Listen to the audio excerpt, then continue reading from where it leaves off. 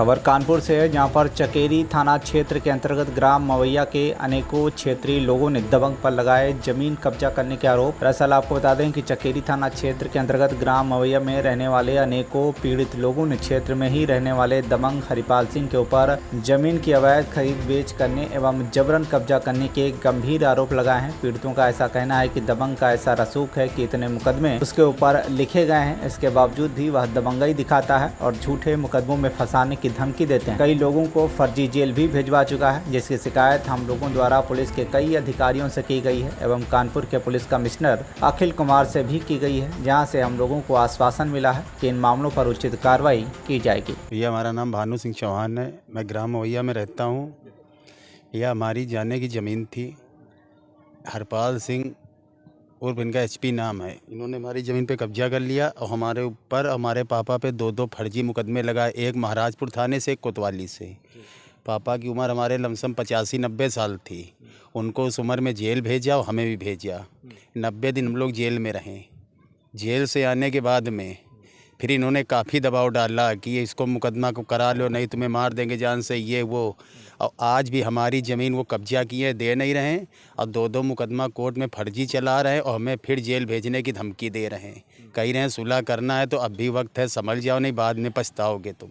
Mafia किस्म के लोग हैं? हाँ, ये माफिया किस्म के लोग हैं। इनके ऊपर एक नहीं, हमें लगता है कम से कम 10-20 केस होंगे। हर आदमी इनसे पीड़ित है, परेशान है। अधिकारी क्या कार्रवाई कर रहे हैं? अधिकारी क्यों इसके ऊपर कार्रवाई नहीं कर रहे हैं? इसको अब सर आधिकारिक विषम तो नहीं पता है, लेकिन जो ये महाराजपुर थाने से जो FIR हुई है, जिस समय इन्होंने की थी, वो इनके मित्र थे। अब कोतवाली को नहीं पता है कि वो इनके मित्र थे कि नहीं, लेकिन ये इनके मित्र थे। हमने इनके गले में हाथ डाल के देखा है दोनों को चलते। अच्छा, महाराजपुर एसओ उस समय जो भी था, वहाँ से रिपोर्ट इन्होंने करके हमें जेल भेज दिया। और फिर कहते हैं कि हमने जेल भेजने के लिए नहीं, तुम्हें डराने के लिए किया था। तो आज भी हमारी ज़मीन पे ये कब्जा किए हैं और जब जाओ तो भगा देते हो, मारने की धमकी देते, कहते वहाँ तुम्हारा कुछ नहीं है। अधिकारियों से क्या कहेंगे आप?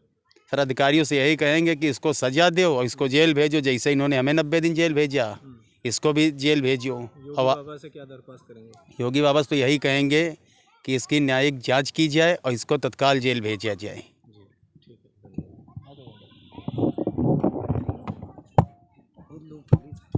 जदवीर सिंह, मवैया निवासी। मैं हरिपाल सिंह से बहुत पीड़ित हूँ। इससे पहले भी उन्होंने एक मुकदमा हमारे ऊपर लिखवा रखा है 2012 में।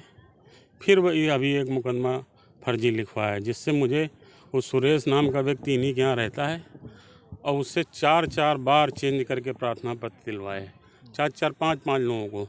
अब सारे नाम हट के केवल मेरा नाम रह गया और फर्जी मुकदमा कायम हो गया। दबाव में लेते हैं ताकि हम इनको अपनी ज़मीन छोड़ दें और इनको जो है बदले में कुछ रकम दें। अभी जो है हमारी मंदिर की जो ज़मीन है वो भी हमारे राकेश शर्मा के नाम है। उसने कब्जा कर रखे हैं और अकेले वहीं पर, वहाँ पर वो 1 बीघा 4 बिस्वा एक ज़मीन थी और बाकी जो है 3 बीघा 10 बिस्वा है, उसमें 1/3 है मेरा, वो इनके साथ है। और 1 बीघा जो 4 बिस्वा हमारी राकेश के साथ। दोनों ही ज़मीनों पे कब्जा कर रखा है? हाँ, नहीं, 1 बीघा 4 बिस्वा में पूरा कब्जा कर लिया है। क्या आप अधिकारियों से क्या कहेंगे? हम यही चाहते हैं कि जांच करें और ऐसे लोग जो समाज में अराजकता फैलाते हैं और लोग इनके भय से जो है भय में जीते हैं, उनको निजात मिले, इनको सख्त सज़ा मिले। शासन प्रशासन से यही हमारी निवेदन है। मैं रूबी सिंह, मवैया निवासी हूँ। हरिपाल सिंह की बड़े भाई की बहू। मैंने अपने पति से 9.5 बिस्वा का एग्रीमेंट कराया था, जो कि मेरे पति दिलीप सिंह ड्रग्स पीते हैं और गांजा, चिलम और दारू सब पीते हैं। इस वजह से हमने एग्रीमेंट करा लिया था ताकि ये ज़मीन किसी और को ना बेच पाए, मेरे बच्चों के काम आए। अब मेरे चाचा उसमें से 3 बिस्वा ज़मीन हमसे दान पे मांगी। जब हमने मना कर दिया तो बोला कि तेरा है क्या? तो हमने कहा कि अगर मेरा नहीं है तो चाचा फिर किसका है? मेरे बच्चों का। तो हमने कहा जब दान करेंगे जब मेरे बच्चों का कामकाज हो जाएगा, ऐसे हम दान करने लायक नहीं हैं। तो वो हमको धमकी दिए और बोले कि 7-8 लाख रुपए पहले हमको दो तो हम दान पे तुमसे ज़मीन नहीं लेंगे। जब हमने मना कर दिया तो उन्होंने हम पर गाड़ी चढ़ाने की भी कोशिश की, लेकिन उसमें कोई भी कार्यवाही नहीं हुई। और ना, मैं 6 महीने से दौड़ रही हूँ, कोई भी ऐसी जगह नहीं बाकी रह गई कि जहां मैं ना गई हूं एप्लीकेशन लेके। 6 महीने से मैं बराबर। अधिकारी आपसे क्या बोलते हैं? अधिकारी यही बोलते हैं कि इसमें आपके पति की गलती है। मैं मानती हूं कि मेरे पति की गलती है, लेकिन वो पूरा गांव जानता है कि वो ड्रग्स और गांजा चिलम सब कुछ करता है। इसी वजह से मैंने एग्रीमेंट कराया था। तो अब अधिकारियों से क्या कहेंगे? उनसे अधिकारियों से यही कहना चाहते हैं कि हमारे बच्चों के भविष्य के लिए मेरी ज़मीन बचाए, इसके खिलाफ मुकदमा लिखा जाए और मेरी ज़मीन को वापसी दिलाई जाए। इस समय ज़मीन किसके कब्जे में? ये हरिपाल के कब्जे में है और जयचंद और अजय, ये दोनों लोग बोलते हैं कि तू क्या पाएगी। मेरे पास उनके सारे सबूत भी हैं जो कि वो मानने के लिए तैयार नहीं है। ये सब लोग मुझे धमकी ही देते हैं कि तेरा है ही क्या। तो अब योगी बाबा, जैसे वो बता रहे हैं कि योगी बाबा से मेरे संबंध हैं, तो आप योगी बाबा से क्या दरख्वास्त करेंगे? क्या आप योगी बाबा से यही दरख्वास्त करेंगे कि मेरे बच्चों के लिए आप कुछ कीजिए, बस यही दरख्वास्त है, और इसे सख्त से सख्त सज़ा दी जाए। खरानी पनकी निवासी। मैंने कुछ साल पहले ये हरिपाल सिंह से ज़मीन ली थी 200 वर्ग मीटर। तो सर इन्होंने क्या किया, उसमें हमको कब्जा कहीं दिया है और हमारा प्लॉट कहीं है। और जब उनके पास जाते हैं तो कहते हैं कि आपने क्यों नहीं इसमें अभी तक वो किया। हमने कहा जब आपने हमको गलत जगह दी है, हमको सही कब्जा दीजिए। अराजी संख्या हमारी 658, इन्होंने हमको 669 में कब्जा दिया है सर। वहाँ पर जब हम गए बनाने के लिए, जो इनके भाई लोग हैं वो कहते हैं ये जगह मेरी है, मैं नहीं आपको बनाने दूंगा। सर मैं इनके पास गई तो इन्होंने हमें कोई रिस्पांस अच्छा नहीं दिया, बल्कि धमकाया और बोले कि मैं कुछ नहीं जानता, मैंने आपको एक बार दे दिया, अब आप जाने, आपका काम जाने। मेरे भाई को भी धमकाया। मेरे भाई का भी सर ये 12 लाख रुपए इसने मांगे और बोला कि मतलब उसने पहले जो इससे ज़मीन ली थी 600 वर्ग मीटर, उसका उसने पैसा दे दिया, और उसके अलावा कुछ और ज़मीन थी उसका इसने एडवांस ले लिया। फिर कहता कुछ पैसे हमको दो तो मैं आपका इसमें कुछ करूँ। तो मेरे भाई ने इसको थोड़ा पैसा और दिया, उसके बाद भी सर पैसा मांग रहा है और ये धमकाता है सर। ये मतलब ये नहीं है कि हमारी ज़मीन हमको वापस दे दे, कहता तुमको जो करना है कर लो, मेरे ऊपर तो 9 मुकदमे वैसे ही हैं, आप और 10 माँ लिखवा दो, मेरा क्या करोगी। ये सर बोल। आप किसी अधिकारी से मिली? जी मैं सबसे मिली, मैं चौकी भी गई, थाने भी गई और डीसीपी के पास भी गई और एसीपी के सबके पास गई। कहा तो उन लोगों ने यही है कि आपको न्याय मिलेगा। सर मेरी तो सरकार से यही गुजारिश है कि मुझे न्याय मिले, बस मैं यही चाहती हूँ, ताकि कोई दूसरी पीड़ित मतलब महिला इसके चुंगल में न फंस सके सर। बस मैं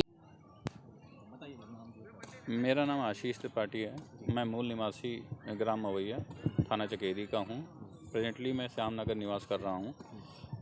हरपाल सिंह हमारे गांव के एक एडवोकेट हैं, हरपाल सिंह पुत्र स्वर्गीय मुन्नू सिंह। उन्होंने अभी छतमारा में एक 5 बीघे सरकारी ज़मीन बेची, जिसकी पैरवी मैंने की। मैं माननीय बीसी साहब केडीए के उनसे मिला, तो फिर उन्होंने कहने से उसमें एक वकील साहब को अटैच किया और उसमें जो निर्णय हुआ वो केडीए के पक्ष में हुआ।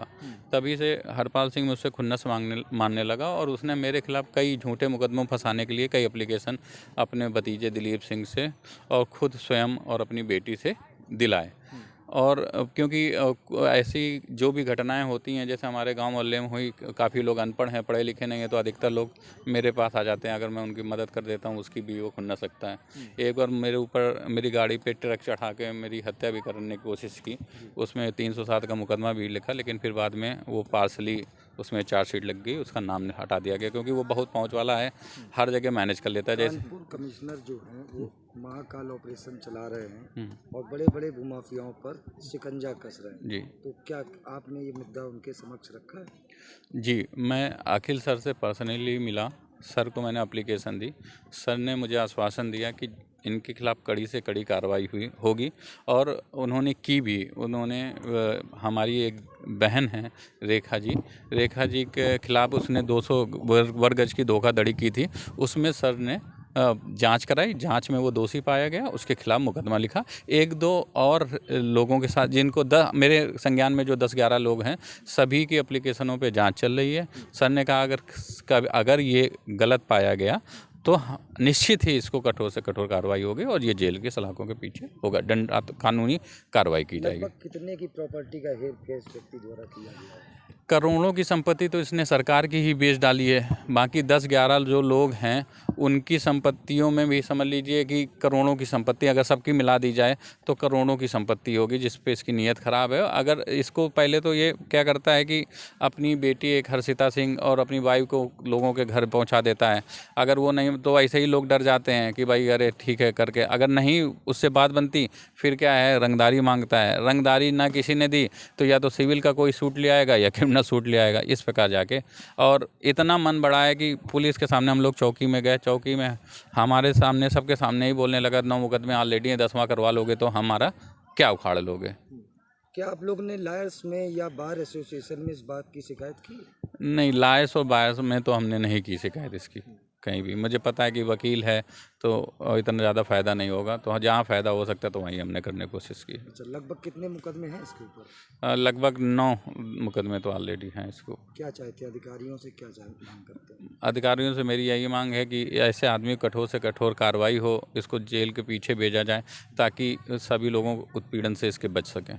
आपने जैसे बताया 9 मुकदमे इनके ऊपर दर्ज हैं, तो अभी तक कार्रवाई इनके ऊपर क्यों नहीं हुई, अभी तक गिरफ्तारी इनके क्यों नहीं हुई, आपको क्या लगता है? मुझे लगता है कि पहले भी जो मुकदमे दर्ज है तो उसमें कहीं ना कहीं ये मैनेज करके एफआईआर या कहीं कुछ ना कुछ ऐसा मैनेज कर लेता है।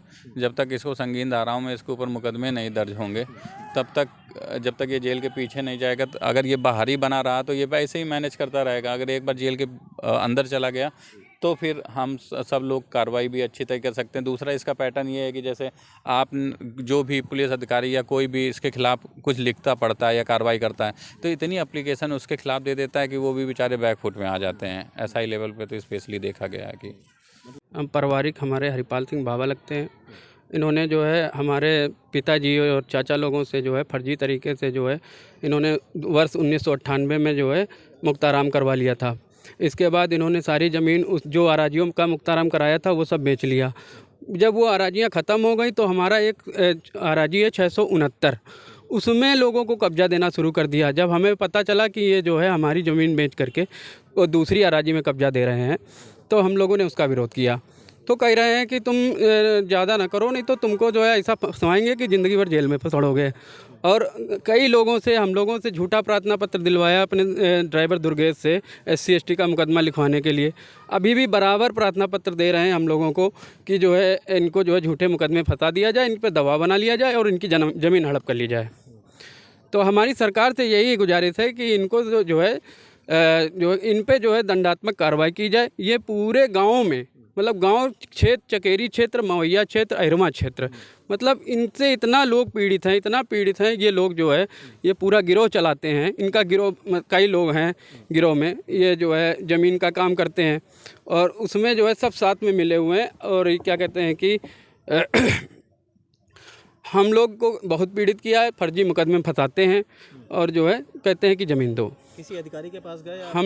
हम लोग CP साहब को भी प्रार्थना पत्र दिया है, तहसील दिवस में भी गए हैं, तहसील दिवस में भी प्रार्थना पत्र दिया है कि जो है इसमें जो है संज्ञान लेके जो है इसमें जो है उच्च अधिकारी से जांच कराई जाए। अधिकारी क्या कहते हैं, आपको क्या आश्वासन देते हैं? अधिकारी जो है नीचे वही प्रार्थना पत्र ट्रांसफ़र हो जाता है थाने से चौकी से। फिर कार्रवाई क्यों नहीं अभी तक हो रही है, क्या कारण है? हो सकता है राजनीतिक दबाव है, क्योंकि ये कहते हैं ना कि हमारे बाबा से सीधे संबंध है।